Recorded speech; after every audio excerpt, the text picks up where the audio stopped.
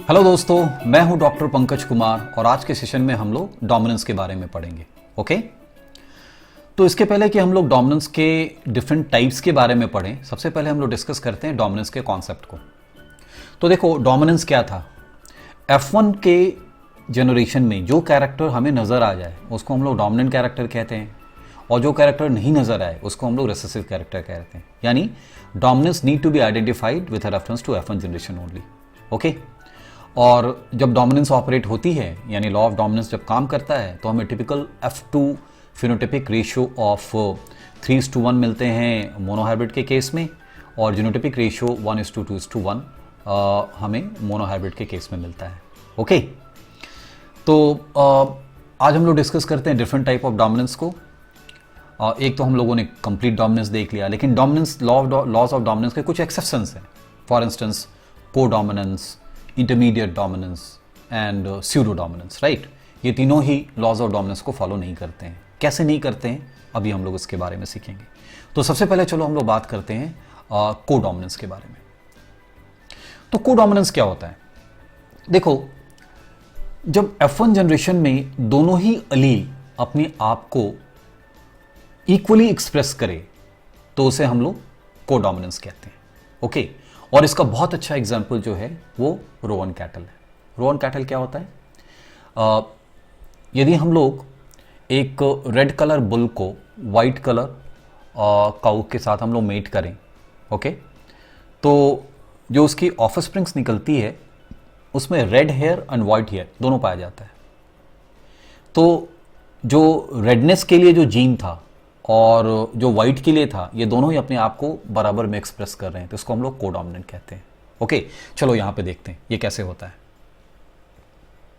जैसे देखो, मान लो ये रेड कलर है, रेड को हमने वाइट के साथ मेट किया। ओके, तो हम लोग जीनोटाइप कुछ ऐसा लिख सकते हैं, for this red and for this small are.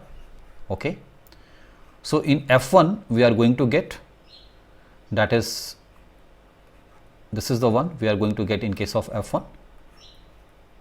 okay, and this is a Rowan one. okay, क्योंकि इसमें रेड एंड वाइट दोनों हैं। और जब इसको हम लोग F2 में जाते हैं और इसकी हम लोग सेल्फिंग करते हैं, तो हम लोग कुछ ऐसा चेकर बोर्ड हम लोग से इसको हम लोग स्टडी कर सकते हैं। Okay, so this will form two type of gametes, एक capital R small R, here it will also capital R small r। तो ये हम लोग कंबाइन करेंगे तो इस तरह का आएगा। ओके, तो इसका कलर जो हम लोग देखेंगे ना, this will be the red and this will B white. Okay, but this will B Rowan. Okay, and this is also going to be Rowan, right? So what we see that a typical 3:1 ratio is modified into 1:2:1, 1:2:1। यानी हम कहते हैं यहाँ पे कि same genotypic and phenotypic ratio of 1:2:1 is obtain. Okay, तो ये देखो, ये मेंडेलियन रेशियोज का एक्सेप्शंस है, क्योंकि मेंडल के जो टिपिकल डोमिनेंस ऑपरेट होती है तो फिनोटिपिक रेशियो तो 3:1 आता है, बट यहाँ पे हमें फिनोटिपिक रेशियो क्या नज़र आ रहा है? 1:2:1, right? So this is how we say that this is an exceptions to the laws of dominance. Okay, codominance के कुछ और एग्जांपल है। For instance ABO blood group, वो भी हमारा बहुत अच्छा एग्जांपल है कोडोमिनेंस का। Flower colour in rhododendrons, right? So these are some of the examples of the codominance. Okay, चलो डिस्कस करते हैं इंटरमीडिएट डोमिनेंस का।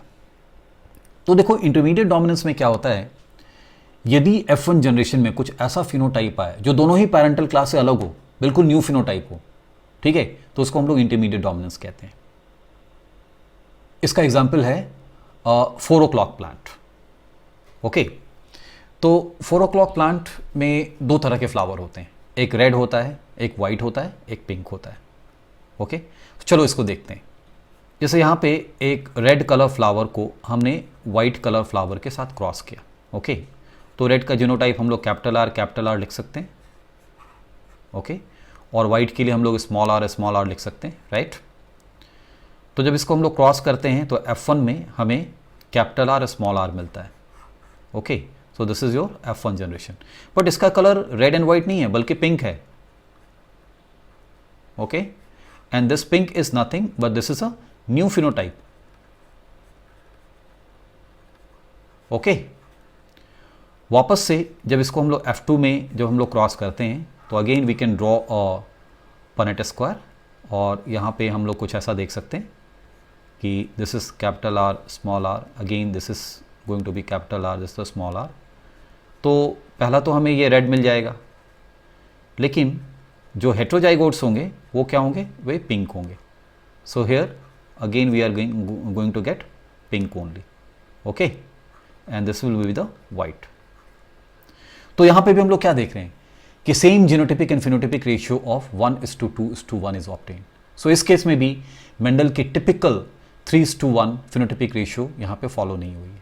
तो ये भी क्या हो गया, मेंडेलियन थ्योरी या मेंडेलियन लॉ ऑफ डोमिनेंस के एक्सेप्शंस हो गए. ठीक है, और भी है इसके एग्जाम्पल जैसे dog flower, Andalusian fowls. So these are another example of intermediate dominance. Right, okay. चलो इस सीरीज में हम लोग एक लास्ट देखते हैं, उसको हम लोग क्या बोलते हैं, स्यूडो डोमिनेंस. तो देखो स्यूडो डोमिनेंस क्या है.